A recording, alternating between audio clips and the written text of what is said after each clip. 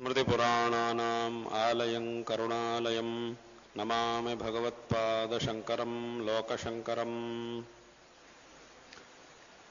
பரம பவித்திரமான இந்த திருச்செந்தூர் திவ்ய க்ஷேத்திரத்துக்கு நாளைக்கு இங்கே நடக்கக்கூடிய மகா கும்பாபிஷேக ஜீர்ணோத்தார மகா கும்பாபிஷேக காரியக்கிரமத்துக்காக எங்க குருநாதரான இந்த தட்சிணாமூனாய சிருங்கேரி சாரதா பீடத்தின் 36வது அதிபதிகளான பரமபூஜ்ய ஜகத்குரு ஸ்ரீ ஸ்ரீ பாரதி தீர்த்த மகாஸ்வாமிகளுடைய பரிபூர்ணமான அனுகிரகத்தால் இன்னைக்கு வந்திருக்கோம்.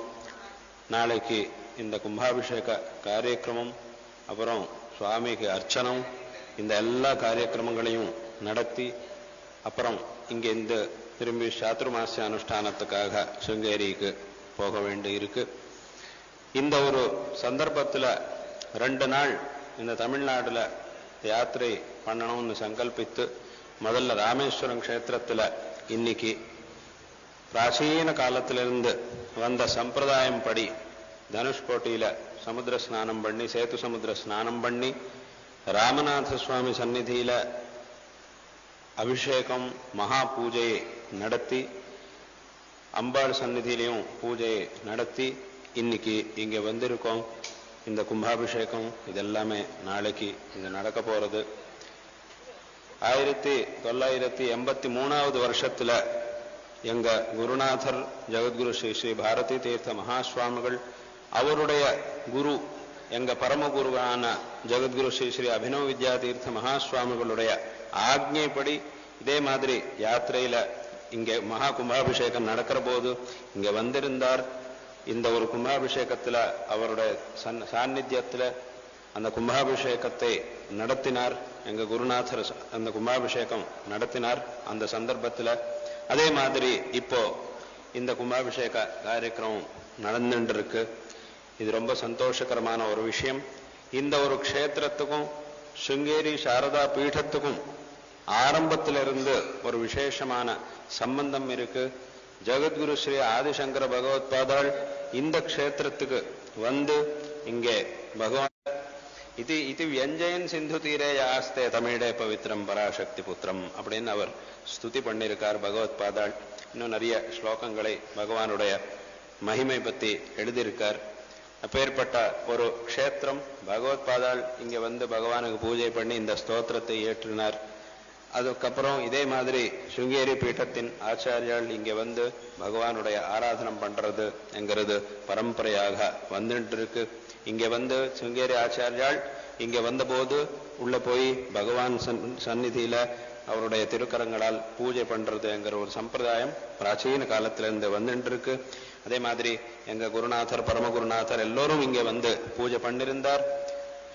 ஒரு 8 வருஷம் முன்னாடி எங்க குருநாதர் இங்க யாத்திரையில வந்திருந்தார். வந்து பகவானுக்கு அந்த ஆராதனம் பண்ணிருந்தார். அந்த சமயத்துல நாங்களும் எங்க குருநாதரோட இங்க வந்திருந்தோம். இந்த சந்நிதிக்குள்ள எங்க குருநாதர் மகா பூஜை நடத்தினார். இப்போ இந்த கும்பாபிஷேகம் போது இந்த சந்தர்ப்பத்துல இங்கே எங்க குருநாதரோட அனுகிரகத்துல இங்க வந்திருக்கோம். இது ரொம்ப சந்தோஷகரமான ஒரு விஷயம். விசேஷமா நம்முடைய வாழ்க்கையில பகவானுடைய அனுகிரகம் என்கிறது மிகவும் தேவையான ஒரு விஷயம். பகவானுடைய அனுகிரகம் இல்லை என்றால் இந்த ஒரு வாழ்க்கையை நாம் பயன்படுத்திக் கொள்ள முடியாது. இந்த வாழ்க்கையை நடத்தலாம், எல்லாம் வெளியில போய் என்னெல்லாம் சம்பாத்தியம் ஏதோ படிச்சுட்டு இருக்கோம், வேலை பண்ணிட்டு இருக்கார், எல்லாமே விவகாரம் எல்லாம் பண்ணினால் அதுல இருந்து ஏதோ கிடைக்கிறது. அந்த கிடைக்கிறதுல வாழ்க்கை நடந்துட்டு இருக்கு. இந்த ஒரு ஜீவனம் நடந்துட்டு இருக்கே தவிர இதை பயன்படுத்திக் கொள்ள முடியாது. இந்த வெளியில என்னெல்லாம் விவகாரம் பண்ணாலும் என்ன சம்பாதித்தாலும் என்ன பண்ணாலும் இந்த வாழ்க்கையை பயன்படுத்திக் கொள்ள முடியாது. அதுல இருந்து வாழ்க்கையை நடத்த முடியும்.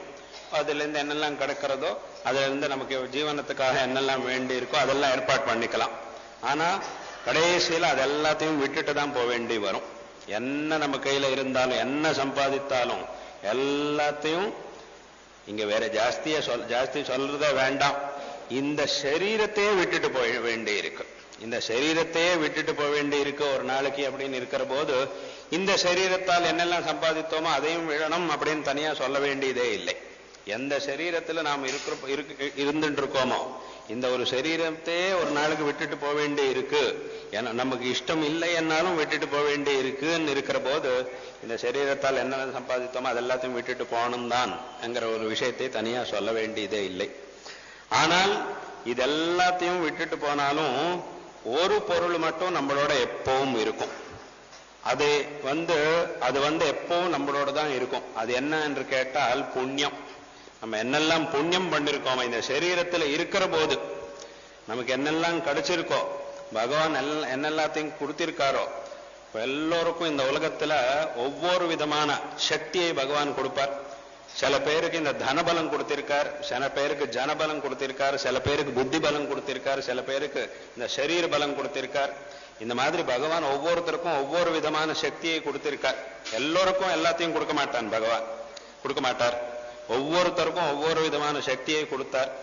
பகவான் நமக்கு கொடுத்த இந்த சக்தியை வச்சுண்டு ஒரு நல்ல காரியம், இந்த புண்ணிய சம்பாதனம் பண்ணினால் அந்த புண்ணியம்தான் எப்பவும் நம்மளோட இருக்கும். நாம் இந்த லோகத்துல இருந்தாலும் இந்த சரீரம் விட்டுட்டு இன்னொரு லோகத்துக்கு போகும்போதும் அந்த புண்ணியம் ஒண்ணுதான் நம்மளோட வரும். புண்ணியம் வரும், பாபமும் வரும், அதுவும் வரும். புண்ணியம் பாபம் ரெண்டும் ஒரே மாதிரி தான், ஆனா அதுவும் வரும். இதுவும் வரும், அதுவும் வரும். அதனால இந்த புண்ணியம்ங்கிறது தான் நம்மளோட வரும். அதனால்தான் என்ன பண்ணணும் அப்படின்னு கேட்டால், இந்த ஒரு சரீரத்தில் இருக்கிற போது பகவான் நமக்கு என்ன சாமர்த்தியம் கொடுத்திருக்காரோ இந்த சாமர்த்தியத்தால் பகவத் சேவை பண்ணி நல்ல காரியத்தை பண்ணி விசேஷமாக புண்ணிய சம்பாதனம் பண்ணணும், பகவானோட அனுகிரகத்துக்கு பாத்திரமாகணும். தத்வாரா இந்த ஒரு வாழ்க்கையை பயன்படுத்திக் கொள்ளணும், புண்ணிய சம்பாதனம் பண்ணணும்.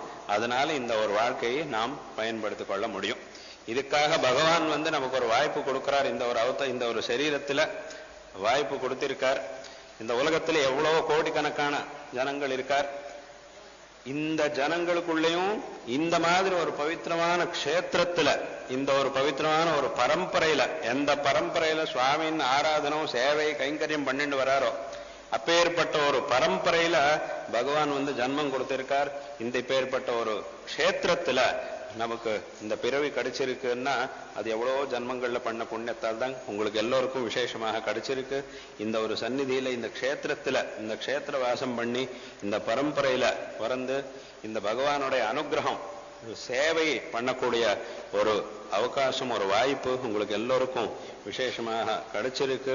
இந்த பகவத் பக்தி, இந்த குரு பக்தி, இந்த ரெண்டையும் உங்களுக்கு பகவான் கொடுத்திருக்க அந்த புண்ணியத்தால உங்களுக்கு கிடைச்சிருக்கு. இது ரொம்ப சந்தோஷகரமான ஒரு விஷயம். இப்பேற்பட்ட பகவத் சேவை, குரு சேவை பண்ணி எந்த ஒரு புண்ணியத்தை நாம் அடைகிறோமோ அந்த புண்ணியத்தால் தான் இந்த ஒரு வாழ்க்கையை பயன்படுத்திக் கொள்ள முடியும்.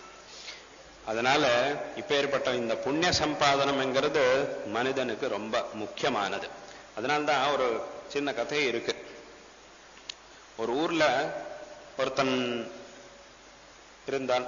அவன் அவன்கிட்ட ரொம்ப பெரிய பணக்காரன், ரொம்ப பணம் இருந்தது அவன்கிட்ட, பெரிய பணக்காரன். ஆனா அவனோட மனசு ரொம்ப சின்னது. யாருக்கும் ஒண்ணுமே ஒரு பைசாவும் கொடுக்க மாட்டான். அந்த மாதிரி ஒரு சுபாவம். பணம் நிறைய இருக்கு, எக்கச்சக்கமான பணம் இருக்கு அவன்கிட்ட. ஆனா யாருக்கும் கொடுக்கறதுக்கு மனசு இல்லை. யாராவது ரொம்ப கேட்டா, நிறைய வாட்டி கேட்டு ஏதாவது கொடுங்க அப்படின்னு கேட்டா ரொம்ப அவன் ஒரு மாதிரி யார் வந்திருக்காரோ அவளை ஒரு பிச்சைக்காரன் மாதிரி பார்த்து சரி வாங்கிக்கோ அப்படின்னு ஏதோ கொடுப்பான். ரொம்ப நிந்தனம் பண்ணி ரொம்ப திட்டி ஏதோ கொடுத்துட்டு அனுப்பிச்சுட்டு இருந்தான். அந்த மாதிரி பண்ணிட்டு இருந்தான். ரொம்ப நாள் ஆச்சு, இப்படியே நடந்துட்டு இருந்தது. ஒரு நாளுக்கு என்னாச்சுன்னா, ஒரு சன்னியாசி வந்தார், அந்த ஊருக்கு வந்தார். அவர் பரிவிராஜகம் பண்ணிட்டு எல்லா இடத்துக்கும் போயிட்டு இருந்தார். அந்த ஊருக்கு வந்தார். வந்தபோது மத்தியானம் இந்த மாத்தியானிகம் பண்ணி இந்த பிக்ஷைக்காக போக வேண்டிய, பிக்ஷாட்டனத்துக்கு போக வேண்டிய ஒரு நேரம் ஆயிடுத்து மத்தியானம். அப்போ பார்த்தார், ஏன்னா சன்னியாசிகளுக்கும் இந்த இடம் அந்த இடம் ஒன்று இங்குதான் ஏதாவது முதல்ல அதெல்லாம் இந்த பரிவிராஜகத்துல இருக்கிறவாளுக்கு முதல்ல அதெல்லாம் ஏற்பாடு பண்ணிக்க கூடாது. அந்த மாதிரி ஒரு அக்ரஹாரத்துக்கு போகணும், அங்க ஒரு பிக்ஷைக்கு போகணும், எங்க பிக்ஷை கிடைக்கிறதோ அந்த பிக்ஷான்னு எடுத்துக்கணும். இதுதான் அவரோட நியமம். அதனால அவர் அனுஷ்டானம் எல்லாத்தையும் முடிச்சுட்டு பிக்ஷைக்காக போனோம்னு பார்த்தார். முன்னாடி இந்த வீடு இருந்தது, இந்த பணக்காரனோட வீடு இருந்தது. சரி, இன்னைக்கு இந்த வீடு இருக்கு, இங்க போய் கேட்கலாம் அப்படின்னு அந்த வீட்டுக்குள்ள போனார். போயிட்டு இருந்தார். போகும்போது இவன் வெளியில நின்றுட்டு பார்த்துட்டு இருந்தான். ஓ யாரப்பா இவர் புதுசா தினமும் நிறைய பேர் வந்துட்டே இருப்பார், சும்மா வந்து அது கொடுங்கோ இது கொடுங்கோன்னு கேட்டுட்டே இருக்கார். இன்னைக்கு யாரோ புதுசா இன்னொருத்தர் வந்துட்டு இருக்காரு, இந்த சன்னியாசி வேஷம் எல்லாம் போட்டுட்டு வந்திருக்கா, இவாளுக்கெல்லாம் இன்னொரு வேலையே இல்லை, எப்ப பார்த்தாலும் இப்படிதான் பண்ணிட்டு இருப்பார், எவ்வளவு பேர் கொடுக்கறது அப்படின்னு இவன் மனசுல. அவர் இன்னும் வந்து ஒன்னும் கேட்கலை, இன்னும் வந்துட்டு இருக்கார், வீட்டுக்குள்ள வரார். அவர் வரது பார்த்த உடனே இவனுக்கு கோபம் வந்துடுத்து. இவன் மனசுக்குள்ள இப்படி யோசனை பண்ணிட்டு இருந்தான், என்ன இவாளுக்கு வேற வேலையே கிடையாது, சும்மா எப்பவும் வந்து ஏதோ கேட்கிறா அது கேட்கிற ஏதோ கேட்கறதுக்கு வரார் அப்படின்னு இவன் மனசுல யோசனை பண்ணிட்டு இருந்தான். அவர் கிட்டக்கு வந்தார், அவருக்கு இவன் பத்தி தெரியாது. கிட்டக்கு வந்தார், இவர் கேட்கறதுக்குள்ளே இவன் என்ன சொல்லிட்டான்னா, இங்க உங்களுக்கு எல்லாம் ஒன்றும் கிடைக்காது போங்க அப்படின்னு சொல்லிட்டான். அப்போ அவருக்கு ரொம்ப ஆச்சரியமாயிடுது, என்ன இது நான் ஒன்றும் கேட்காம இவன் இப்படி சொல்றானே, நான் என்ன கேட்க போறேன், நான் வந்து ஒன்றும் அவரோட சொத்தெல்லாம் நான் ஒன்றும் கேட்கலையே, வெறும் இன்னைக்கு ஒரு நாளைக்கு பிக்ஷை நான் அது கேட்கணும் தான் நான் வந்திருக்கேன், அதுக்கே இவனுக்கு இவ்வளவு கோபம் வந்துடுது, என்ன ஆச்சு, ஏன் இவன் இப்படி பேசுறான் அப்படின்னு அவர் கொஞ்சம் யோசனை பண்ணதுக்கு அப்புறம் அவருக்கு தெரிஞ்சுடுத்து, இவன்கிட்ட இவ்வளவு பணம் இருந்தாலும் இந்த கொடுக்கிற மனசு இவனுக்கு கிடையாது அப்படின்னு அவருக்கு ஒரு நிமிஷத்திலே தெரிஞ்சுடுத்து. ஏன்னா அவர் ரொம்ப ஞானி, அதனால அவருக்கு புரிஞ்சுடுத்து எல்லாமே, இவனோட நிலை என்னங்கிறது தெரிஞ்சுடுத்து. ஓ அப்படின்னா இவனுக்கு வந்து இவ்வளவு இருந்தாலும் கொடுக்கிற மனசு இல்லை அப்படின்னு இவருக்கு தெரிஞ்சிருக்கு. தெரிஞ்சதுக்கு அப்புறம் என்ன பண்ணிருக்கார், இந்த மகான்களோட சுபாவம் எப்படி இருக்கும்னா, ஒருத்தன் வந்து தப்பு பண்ணிட்டு இருக்கான்னா சரி பண்ணட்டும், அப்புறம் சரி பண்ணட்டும் போகட்டும் அப்படின்னு விடமாட்டார். இவன் தப்பு பண்ணிட்டு இருக்கான்னா அவனை சரி பண்ணணும் அப்படின்னு தான் யோசனை பண்ணுவார். இதுதான் மகான்களுடைய சுபாவம். தப்பு பண்றான்னா சரி பண்ணட்டும் என்ன அப்படின்னு விடமாட்டார். பண்ணிட்டு இருக்கான்னு தெரிஞ்ச உடனே எப்படியாவது அவனுக்கு சரி பண்ணணும், சரியான வழிக்கு கொண்டு வரணும் அப்படின்னு தான் யோசனை பண்ணுவார். அது மகான்களுடைய சுபாவம். இவரும் அப்படியே யோசனை பண்ண, இவன் வந்து தப்பு பண்றான், இந்த மாதிரி பண்ற தப்பு, இவ்வளவு இருக்கிற போது எவ்வளவு நல்ல காரியம் பண்ணலாம், நிறைய பண்ணிருக்கலாம், ஆனா இவன் பண்ண மாட்டேங்கிறான், அதனால எப்படியாவது இவனை சரியான வழி கொண்டு வரணும் அப்படின்னு அவர் யோசனை பண்ணி அவர் சொன்னார், இங்க பாருப்பா, நான் வந்து உங்ககிட்ட ஒன்றும் கேட்கறதுக்காக வரலை, நானே உனக்கு ஒரு பொருள் கொடுக்கணும்னு வந்திருக்கேன் அப்படின்னு சொன்னார். அப்போ அது கேட்ட உடனே ஓ அப்படியா, அவனோட மூஞ்செல்லாம் மாறிடுத்து. ஓ அப்படியா, இவரே எனக்கு ஏதோ கொடுக்க போறாரா அப்படின்னு அவனுக்கு தெரிஞ்சு, அப்ப அவன் சொன்னான், அப்படின்னா உள்ள வாங்கோ அப்படின்னு உள்ள கூட்டிட்டு போனான். கூட்டிட்டு போனதுக்கு அப்புறம் உட்கார வச்சிருக்கான், உட்கார்ந்து இருந்தார். சரி ஏதோ கொடுக்குறேன்னு சொல்லியிருக்கேடா, என்ன கொடுக்குற கொடுங்கோ அப்படின்னு கேட்டான். அப்ப இவர் சொன்னார், உனக்கே கொடுக்குறேன்னா கொஞ்ச நாள் உனக்கு கொடுக்குறேன், அதுக்கப்புறம் நான் கொஞ்ச நாள் ஆனதுக்கு அப்புறம் வந்து அதை எடுத்துட்டு போறேன் அப்படின்னு சொன்னார். சரி நான் வந்து எல்லா இடத்துக்கும் போயிட்டு இருப்பேன், அது எங்கிட்ட இருந்தா கொஞ்சம் அது எங்கேயாவது தொலைஞ்சு போயிடுத்தோன்னா கஷ்டம், அதனால நான் உனக்கு கொடுத்துடுறேன், நீ உங்ககிட்ட வச்சுக்கோ, கொஞ்ச நாள் ஆனதுக்கு அப்புறம் கொஞ்சம் காலம் ஆனதுக்கு அப்புறம் நான் வந்து வாங்கிக்கிறேன் அப்படின்னு சொன்னார். சரி என்ன கொடுங்கோ அப்படின்னு சொன்னான். அவர் உள்ள இருந்து ஒரு சின்ன ஊசி எடுத்தார், ஒரு சின்ன ஊசி எடுத்து கொடுத்தார். அப்போ அவன் சொன்னா, என்ன இது, இந்த ஊசியா, நீங்க இதை பத்தி இவ்வளவு நேரம் நீங்க பேசுனது இந்த ஊசி பத்தியா அப்படின்னு கேட்டார். ஆமா இதை பத்தி தான், இது வந்து நான் உனக்கு கொடுக்குறேன், இது உங்ககிட்ட வச்சுக்கோ, நான் என்னோட இருந்தா அது எங்கேயாவது தொலைஞ்சு போயிடும், அதனால நீ உங்ககிட்ட வச்சுக்கோ, கொஞ்ச நாள் ஆனதுக்கு அப்புறம் நான் வந்து வாங்கிக்கிறேன் அப்படின்னு சொன்னார். அப்போ அவன் சொன்னா, இந்த ஊசிக்காக நீங்க இவ்வளவு பெருசா ஏன் யோசனை பண்றேன், இந்த சின்ன ஊசி தானே, ஒண்ணு போயிடுத்தோன்னா இன்னொன்னு கிடக்கும், எங்க வேணாலும் கிடக்கும், இது வந்து எங்கிட்ட நான் ரொம்ப நாள் வச்சுண்டு அப்புறம் உங்களுக்கு கொடுக்க வேண்டிய அவசியம் என்ன இருக்கு, அதனால இது என்ன பெரிய பொருளா, இதை நான் ஏதோ ரொம்ப பெருசா ஏதோ கொடுப்பேன்னு நான் நினைச்சுட்டு இருந்தேன், இது என்ன இது அப்படின்னு சொன்னா. அப்ப அவர் சொன்னார், அப்படி எல்லாம் சொல்லாதப்பா, இதை பத்தி உனக்கு தெரியாது, இந்த ஊசிக்கு ரொம்ப மகிமை இருக்கு, முன்னாடி நிறைய ரிஷிகள் எல்லாம் இது வச்சுட்டு தப்பம் பண்ணிருக்கார், அந்த தவம் பண்ணி இப்போ அது எனக்கு அது அவர் இந்த மாதிரி கொடுத்து இன்னொருத்தர் கொடுத்து அது இப்ப பரம்பரையில எனக்கு கிடைச்சிருக்கு, அதனால இது யாருகிட்ட இருக்குமோ அவனுக்கு ரொம்ப சக்தி வரும், அதனால கொஞ்ச நாள் உங்ககிட்ட வச்சுக்கோ அப்படி. சரி ஆகட்டும் அப்படின்னு எடுத்துன்னு வச்சுட்டான். வச்சதுக்கு அப்புறம் கேட்டான், இப்ப திருப்பி நீங்க எப்ப வந்து இது எடுத்துட்டு போவேள் அப்படின்னு கேட்டான். இவர் சொன்னார், கொஞ்சம் காலம் ஆகட்டும், அதுக்கப்புறம் வரேன். இல்ல அப்படியெல்லாம் சொல்லாதுங்கோ, சரியா நீங்க என்னைக்கு வருவேள் அப்படின்னு சொல்லுங்கோ, நான் ரொம்ப ஏதோ வேலையில இருக்கிற போது ஏதோ ஒரு நாள்ல நீங்க வந்துட்டு அது கொடு அப்படின்னு சொன்னா என்னால கொடுக்க முடியாது, முதலே சொல்லிடுங்கோ, என்னைக்கு நீங்க வருவேளோ அதை நீங்க முன்னாடியே சொல்லிட்டா நான் அதை எடுத்து வச்சுடுறேன், அப்போ நீங்க வந்த போது உங்களுக்கு கொடுத்துடுறேன். அப்போ அவர் சொன்னார், இல்லப்பா அப்படி எல்லாம் சொல்ல முடியாது, நான் ஒரு நாளைக்கு வந்தேன், இல்ல நீங்க சொல்லிதான் ஆகணும், என்னைக்கு வருவேளோ அது இப்பவே சொல்லிடுங்கோ அப்படின்னு. அப்போ இவர் சொன்னார், இப்ப எனக்கு இந்த ஜன்மம் முடிஞ்சதுக்கு அப்புறம் இல்ல உனக்கு இந்த ஜன்மம் முடிஞ்சதுக்கு அப்புறம் இன்னொரு ஜன்மம் வரும் இல்லையா, அந்த ஜென்மத்துல வந்து வாங்கிக்கிறேன் அப்படின்னு இவர் சொன்னார். அப்போ அவனுக்கு புரியல, என்ன சொல்றேன், இன்னொரு ஜென்மத்துல வந்து வாங்கிக்கிறேடா, அது எப்படி முடியும், அது எப்படி முடியும்னா அது அது அது அது முடியாதேன்னு சொன்னான். ஏன் முடியாது, இது இப்படியே நீ உங்க கூடயே விச்சுண்டு இது அப்படியே அடுத்த ஜென்மத்தை கொண்டு போய் அங்க எனக்கு கொடுத்துட்டா சரி அப்படின்னு சொன்னார். அப்போ அவன் சொன்னா, அது முடியாது இல்லையா, அந்த மாதிரி பண்ண முடியாது. ஏன் முடியாது, இங்க என்னெல்லாம் இருக்கோ இது எல்லாத்தையும் இங்கதான் விட்டுட்டு போகணுமே, இந்த ஊசியை எப்படி எடுத்துட்டு போக முடியும், அது அடுத்த ஜென்மத்துக்கு எப்படி கொண்டு போக முடியும் அப்படின்னு கேட்டான்.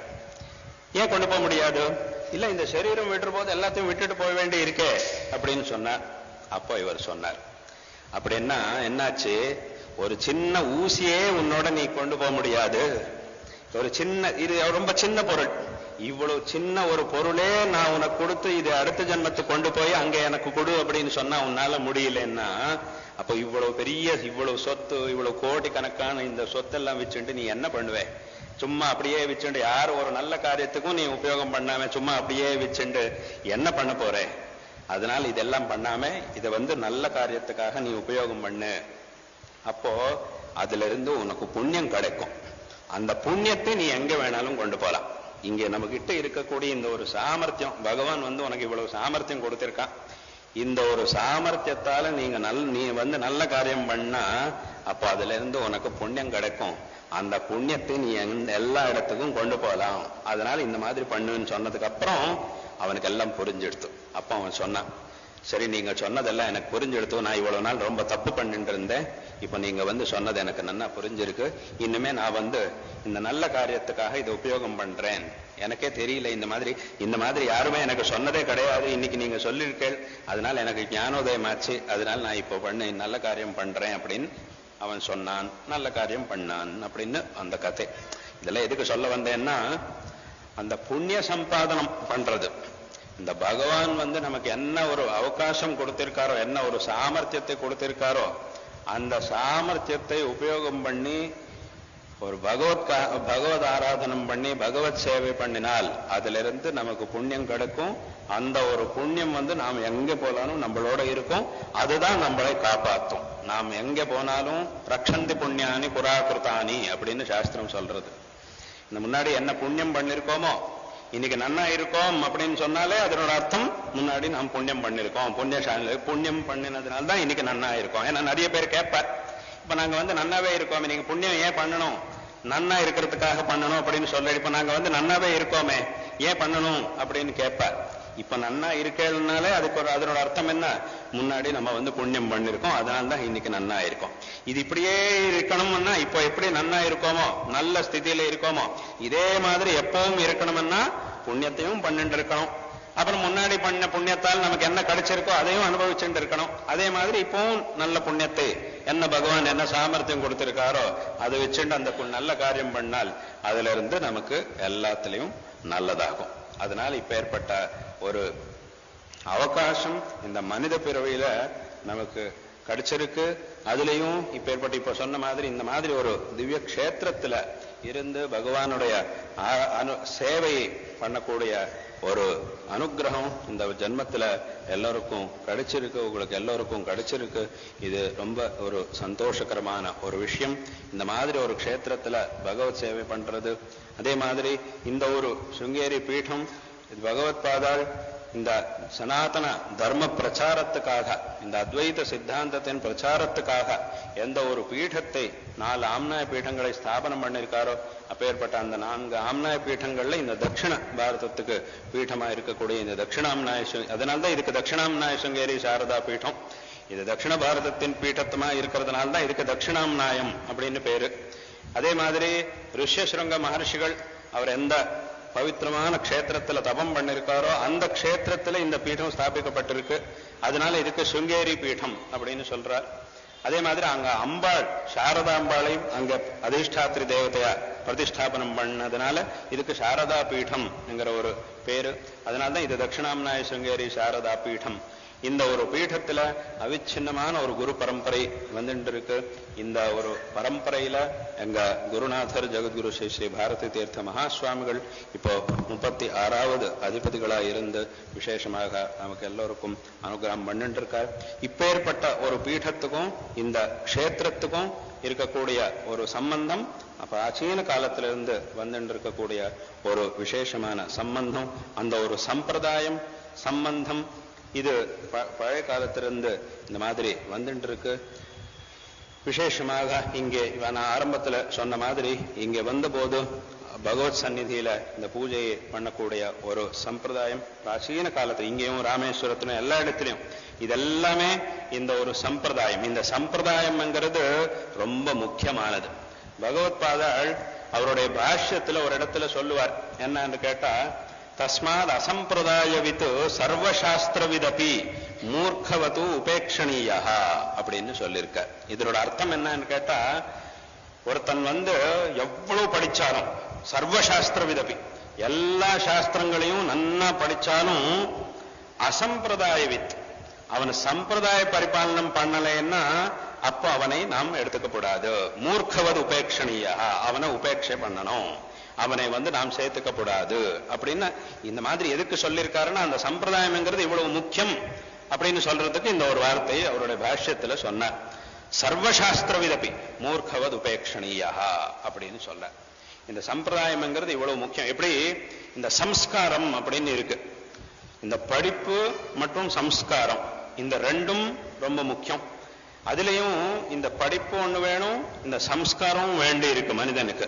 ஒருத்தர் நன்னா இந்த உலகத்துல எப்படி இருக்குன்னா, ஒருத்தர் நன்னா படிச்சிருக்கார், எல்லாமே தெரியும், ஆனா அவர் சம்ஸ்காரங்கமே கிடையாது. யார்களோட எப்படி இருக்கணும், எப்படி பேசணும், என்ன பண்ணணும்ங்கிறதே தெரியாது. அப்போ எல்லோரும் என்ன பண்ணுவார், அவர் பார்த்து சரி இவருக்கு மதிப்பு கொடுக்கலன்னா கஷ்டம், அதனால மதிப்பு கொடுக்கணும் அப்படின்னு சொல்லிதான் கொடுப்பாரே தவிர மனசுல இருந்து ஒரு மதிப்பு வராது அவர் மேலே. அந்த மாதிரி யார் இருப்பாரோ, படிச்சிருக்காரோ சரி, அவர் பத்தி சொல்ற போது ஆமா இவர் நன்னா படிச்சிருக்காரு சரிதான், ஆனா அவருக்கு அந்த சம்ஸ்காரமே கிடையாது, என்ன பண்றது, சரி அதனால சும்மா ஏதோ பார்த்தா ஏதோ நமஸ்காரம் பண்ணணும், அதுவும் பண்ணலன்னா கஷ்டம், அதனால தொந்தரவு பண்ணிடுவார் அப்படின்னு பண்ணுவாரே தவிர அந்த சம்ஸ்காரம் இல்லைன்னா அப்போ யாரும் மனசுல இருந்து மதிக்க மாட்டார். அதே ஒருத்தர் இருக்கார், அவர் ஒண்ணுமே படிக்கலை, ஆனா நல்ல சம்ஸ்காரம், அவருக்கு இருக்கக்கூடிய ஒரு சம்ஸ்காரம் ரொம்ப நல்லது, ஆனா எல்லோரும் அவரை மதிக்கிறார், மனசுல இருந்து எல்லோரும் அவருக்கு கௌரவம் கொடுக்கிறார். இந்த சம்ஸ்காரத்துக்கு இவ்வளவு மகத்துவம் இருக்கு.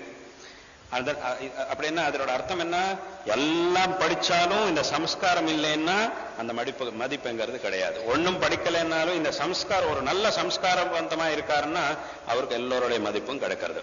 அந்த சம்ஸ்காரம்ங்கிறது அவ்வளவு முக்கியம். அதே மாதிரி இந்த சம்பிரதாயம்ங்கிறதும் அப்படி அவ்வளவே முக்கியம் அப்படின்னு பகவத் பாதாள் சொல்றார்.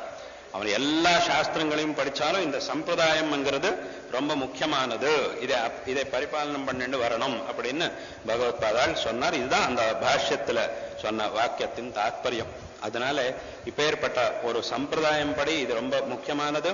அந்த ஒரு சம்பிரதாயம் ராமேஸ்வர கஷேத்திரத்துல, இந்த கஷேத்திரத்துல இப்பேற்பட்ட ஒரு சம்பிரதாயம் அநாதி காலமா பிராச்சீன காலத்திலிருந்து வந்துட்டு இருக்கு. அந்த ஒரு சம்பிரதாயம் படி இப்போ இங்கே வந்திருக்கோம். இந்த சந்தர்ப்பத்துல உங்களை எல்லோரையும் பார்த்து எங்க மனசுக்கு ரொம்ப சந்தோஷமாயிருக்கு. விசேஷமாக இங்கே இந்த திரிஸ்வதந்திர பிராமண சமூகம் என்ன இருக்கோ எல்லோரும் முன்னாடியிலிருந்து முதல்ல இருந்து இந்த சுங்கேரி சாரதா பீഠத்தோட விசேஷமான ஒரு குரு சிஷ்ய சம்பந்தம், ஒரு ரொம்ப விசேஷமான ஒரு குரு சிஷ்ய சம்பந்தம் இருக்கக்கூடிய ஒரு பிராமண சமூகமா இந்த க்ஷேத்திரத்துல பிராச்சீன காலத்திலிருந்து பரம்பரையாக பகவத் சேவை பண்ணிண்டு வந்திருக்கக்கூடிய ஒரு சமூகமாக இருக்கு.